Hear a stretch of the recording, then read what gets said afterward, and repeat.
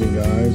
Welcome to Hitter Not Garage. Today is part 3 of the installment of seeing if I can repair these AC lines going to the rear AC in my 86 Suburban. If you remember part 1 and part 2, these hoses, these lines here have rusted through.